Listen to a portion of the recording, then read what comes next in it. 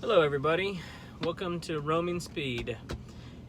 I typically don't do these videos, but I have about an hour. My kids are at a soccer practice right now, so I thought I would do this video. I was getting several questions and text messages about my buying experience of my first camper, travel trailer, whatever you want to call it. So I thought I would do a quick video talking about my experiences and what kind of we went through during the buying process, so you can kind of understand what the expectation is when you get there. So rewind a little bit. My wife and I have been looking at campers for a very long time and trying to find the perfect fit. And if you just are starting to look, or maybe you're just about to purchase one, I don't think there's a perfect camper travel trailer for anybody. You got to make sacrifices here or there, so just be prepared that it's a lot of money, and you got to make sure that 99% of the boxes are checked for you. So just be mindful of that. Do a lot of research, look up what brands are good, which aren't, and kind of you got to do a little bit of research, because if you go to a place, most of them are like a car dealership. You say you go to a Ford dealership, Fords are the best, Chevys are the worst, etc. So when you go to these dealerships, they're selling a lot of certain products, and they're going to talk bad about some and all that. So be prepared. But so my wife and I, we've been looking for quite a while, and we went to a small dealership here in town, and I'm not going to name any names. I'm just going to leave it, we'll call it a small retailer and a big box in the future. And so the small retailer was, they were good, personable, but I had some concerns about warranty work. How long would that take? What if there's a problem? Or how long have you guys been in town? Like, have you been in business very long? So there was a little bit of, the what ifs if we purchased one from them. So, we narrowed it down to a Dutchman Kodiak Cub 189 or 198 BH, and we decided we wanted to get a 2021 because of a few items that it had that the 2020s didn't have. And so when we started looking, we ended up, the big box retailers sell more, so they get the product first.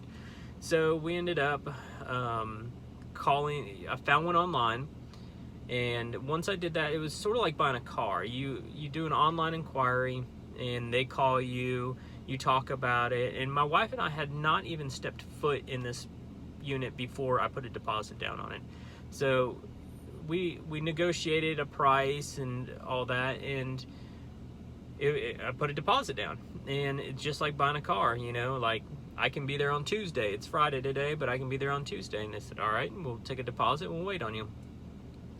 So we drove from Nashville to Atlanta to go get it. And when we got there, this is where the big box is just like any other dealership. So if you've ever bought a car or anything like that, it was very prescribed. You walked in the door, we had an appointment, salesman came and found us, and then it was very, very streamlined. They took us to the camper in the repair bay, and a tech went through every single thing with us, taught us how to use everything, where every button was, and went over the whole thing. As soon as he was done with us, and this is where a little bad taste in my mouth is that when we went walk through, they immediately took us to the parts department and put us in touch with a parts person. And this is, if you take anything away from this, is don't fall into the peer pressure when you get to the parts people. Because when we got there, the parts guy had a printout of, this is what you have to have day one, and this is what you should buy. And he grabbed a cart, and he's like, all right, let's go and pick out everything you want. And since we had rented, and I've done a lot of research, I knew kind of what I wanted. And Yeah, the majority of the stuff on the have-to the first day was pretty much what you need: a surge protector, hose, fittings, wheel chocks, that kind of stuff. But he was trying to push me into the premium stuff, and the premium stuff, just some things you just don't need the premium, like a 90-degree fitting for your water hose. You don't need a $20 one, just get the brass $10 one. So you got to be prepared for that, and make sure you do your research, or just say, I'm not ready to make this decision today. I'll come back after we get it home and that stuff. So that'd be my biggest tip for this, is either do a ton of research before you show up and you go through that, or you got to be strong and just say, I will come back, or buy it on Amazon or Walmart, because their prices aren't that great. They're fair, but they're not great. So after we get through the parts department, the dealer comes and says, hey, we can get you insurance quote right now. So then, they try to take you for insurance, and you sit on the phone with them and that kind of stuff.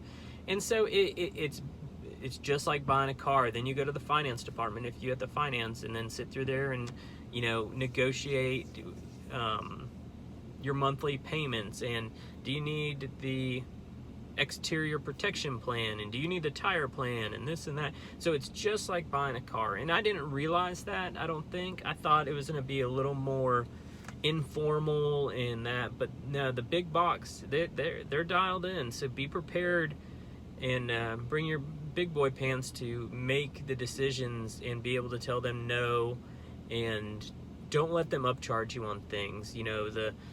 All the parts department things adds up really, really quick. And then the finance, try to negotiate a better deal, a better term, a better interest rate. And don't be afraid just to be like, this doesn't feel right. So I think a takeaway from this is be prepared for those big box dealers to try to pressure you into things.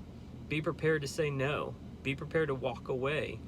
Be prepared to leave your emotions at home. It's a big purchase. It's a lot of money, and you got to be comfortable with it, because you're stuck with it for a while, especially if you buy a brand new one. The depreciation, if you're not putting a lot of money down, you've got to be prepared for that. So I think those are the key points, is that it's hard. We all want it. We want it. We love it. You get there, but you got to be prepared to walk away. And sometimes that works, sometimes it doesn't. But I think that's a good thing, is to emotionally be ready for that. So I wanted to follow up and just tell you kind of my buying experience. I would say after buying at a big box, I would do it again. Now that I've been prepared and mentally ready for that, and they have more tools in their toolbox to get you what you want. And don't be afraid. This last thing is, I negotiated a $200 gift card, part of my deal, to be able to buy all the first day parts. So you always ask for more. Ask for the gift cards, ask for an extra battery on the unit, or ask for everything. Worst they're going to do is say no. So just be prepared for that. And I hope to see you guys out there. And if you ever see me out at a campsite, don't hesitate to come say hi, and like, comment, subscribe, and keep roaming.